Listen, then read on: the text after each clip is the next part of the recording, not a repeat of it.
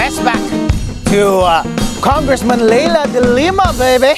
Sa kanyang opening statement, ang tanong po ng ating mga kababayan, allowed po ba ng impeachment court and impeachment rules ang mga ganyang opening statements and closing statements na argumentative? Ang sagot po ni Attorney Harold Respicio ay hindi po. Hindi po allowed ng impeachment rules at hindi rin po allowed ng rules ng korte yung mga ganyang opening and closing statements unless inalaw po yan ng judge. Kung babasahin po ninyo ang rules of court, ang impeachment rules, wala pong provision doon na nagpro-provide ng panahon para opening and closing. Ganon din po ang rules of court. Ngayon po, by tradition, bilang isang abogado na nag-practice ng napakaraming taon, kapag pagbibigyan ka lang ng husgado na gumawa ng opening and closing, doon ka lamang magsasalita ng argumentative. Ibig sabihin ng argumentative, conclusion of law and conclusion of fact. At yan ay nangyayari before ng presentation ng evidence in chief ng prosecution at ng depensa at pagkatapos ng lahat ng ebidensya. Ibig sabihin, opening po yan sa pinakaumpisa at closing sa pinakadulo. Pero kapag hindi po sinabi ng presiding officer yung opening and closing, wag po kayong mag-argument doon sa loob ng impeachment court. Dahil tandaan po natin, trial po ito ng facts. Ibig sabihin, ang lahat po ng issue ay nandun na po sa articles of impeachment. Nagkaroon na po ng pre-trial. Nasagot na rin po. Lahat po ng issue ay nagkatugma-tugma na. Hindi na po tayo nag-uusap kung anong batas ang applicable at ano ang nilabag na batas. Ang atin lang tinatry ngayon ay yung evidentiary facts, yung patutunayan mo lang base sa teorya ng iyong case. Ngayon po, may intindihan ba ng taong bayan?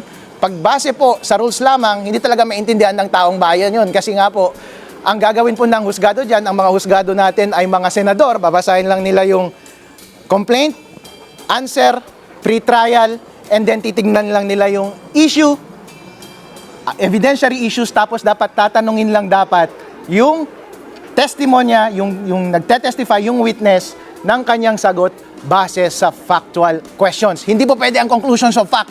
Hindi po pwede ang conclusions of law. Hindi po sinabi na ninakaw niya yung pera. Hindi po pwedeng sabihin yun. Hindi po pwedeng sabihin na dinapag niya ang ganitong batas. Hindi po pwedeng sabihin yun. Kasi po, obviously, ang ginagawa po nila ng prosecution ngayon ay gusto nilang mag-appeal sa sentiment ng publiko.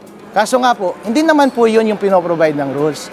Ang inspirasyon po yata ng ating prosecution ay yung mga sine na mula sa Hollywood kung saan nakikita nila ng mga abogado ay dramatically nag-argue ng kanilang case doon sa jury.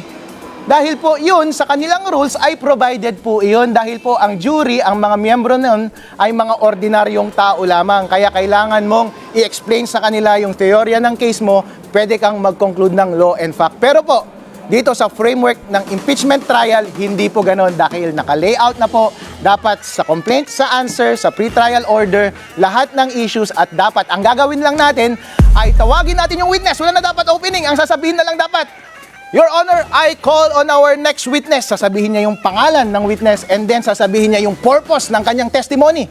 Dapat nga po, hindi na sobrang haba yung purpose nila. Sasabihin pa, dahil na papatunayan po namin na manager siya ng ganitong bangko, papatunayan po namin na nag-withdraw sa itong araw na ito. Hindi po, dapat ang patunayan lang ninyo ay ang inyong ultimate facts. Ultimate facts. Ano yung ultimate na papatunayan mo base sa iilang mga questions na tatanungin mo sa witness? Yun lang dapat. Usually, kapag nagpe-present ka ng purpose, bago mo i-presenta ang iyong witness, wow!